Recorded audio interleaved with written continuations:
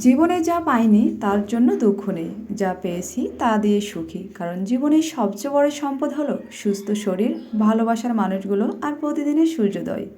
So hello everyone, আসসালামু আলাইকুম। আমি সাদিয়া পদ্দেশী, নতুন একটি ডেইলি ব্লগে সবাইকে স্বাগতম। জীবনটা অনেক ছোট, কাউকে কষ্ট দিয়ে কাটাতে চায় না, হাসি আর ভালোবাসা সরিয়ে যেতে চায় যেন দুনিয়াটা হয় একটু রঙিন, একটু উজ্জ্বল। আজকে আমরা কথায় এসেছি কি কি করলাম ভিডিওর মাঝে শেয়ার করব। এই তো এসেছি আজকে একটা শিশু পার্কে। ছুটির দিনে শিশু পার্কে এসেছি। যারা শহরে থাকেন আপনারা বাচ্চাদের মানসিক বিকাশ ঘটানোর জন্য একটু মাঝে মাঝে বাইরে বের করবেন। সারাদিন চার দেওয়ালের মাঝে বন্দি থেকে বাচ্চাদের কিন্তু মানসিক বিকাশ খুবই কম হয়।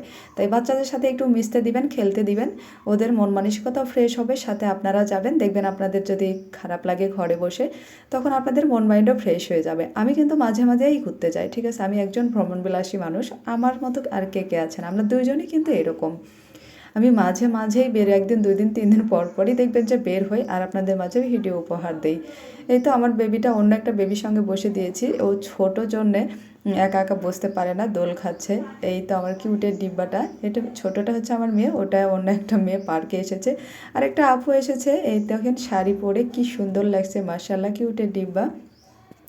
আমিও মাঝে মাঝে শাড়ি পরি, কিন্তু ভিডিও করা হয়নি।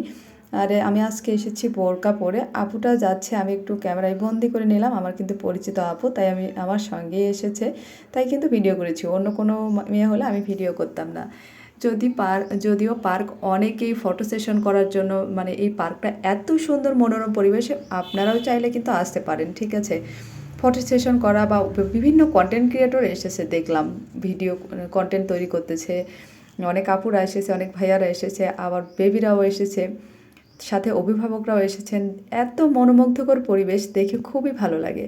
আপনাদেরকে বলবো, আপনারা যারা ঘরে বসে থাকেন তারাও এই কাজটা করতে পারেন। বেবিদের নিয়ে মাঝে মাঝে ঘুরতে বের হবেন, মানসিক বিকাশ ভালো হবে। এই দিকে আমি তো ছোট বেবির মতো ফুল দেখলেই পাগল হয়ে যাই। ফুল হচ্ছে আমার ক্রাশ, ফুলকে দেখলে আমি ঠিক থাকতে পারি না, ঠিক আছে। বারবার নাকি ঘ্রাণ নেই, ফুলপ্রেমী মানুষ আমি। এই তো ফুল দেখে আমি একটু ভিডিও করে নিচ্ছি। এদিকে আমার বর বলতেছে, ও হচ্ছে একটু রোমান্টিকভাবে বলতেছে, বেবি এদিকে একটু তাকাও না। আমি একটু ভিডিও ক্যামেরায় বন্দি করে নিই। ও আমার একটু ছবি তুলে নিল, আমি ওকে একটু ক্যামেরায় বন্দি করে রাখলাম। এই ছবিগুলো, এই ভিডিওগুলো এক সময় স্মৃতি হিসেবে দেখা যাবে। ইয়ং বয়সে আমরা এরকম ছিলাম, বৃদ্ধ বয়সে নাতি নাতনির কাছে গল্প করতে পাবো, দেখো তোমার দাদু তোমার দাদি এরকম ছিল, এরকম ইয়ং থাকতে ছিল, ঠিক আছে। এই জন্য ক্যামেরায় বন্দি করতে রাখতেছি। এই তো দেখেন আমার ছেলে, এটা হচ্ছে দুরন্ত চঞ্চল একটা ছেলে, এত কিউট, মাশাল্লাহ। ও হচ্ছে সব সময় দুষ্টামি করে। এদিকে আমার মেয়ের কেসটা খুলে গেছে, ওরা সিঁড়ি পেয়ে পার্কের এখানে একদম আনন্দ উল্লাসে মেতে উঠেছে। আর এদিকে এই জায়গাটা দেখে বলতেছে, মামুনি খুব সুন্দর তাই না, ভেরি নাইস ভেরি নাইস, বারবার বলতেছে। আর হচ্ছে এটা আমার ছেলের চকলেট প্রেমী। দেখেন এত সুন্দর করে চকলেট খায়, চকলেট খেয়ে খেয়ে একদম দাঁতগুলো শেষ করে দিয়েছে আপনাদের।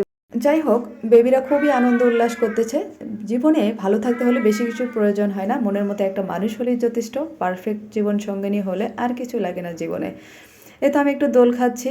তো ভিডিওটি কেমন লাগলো না টেনে শেষ পর্যন্ত দেখবেন, অবশ্যই কমেন্ট করে জানাবেন।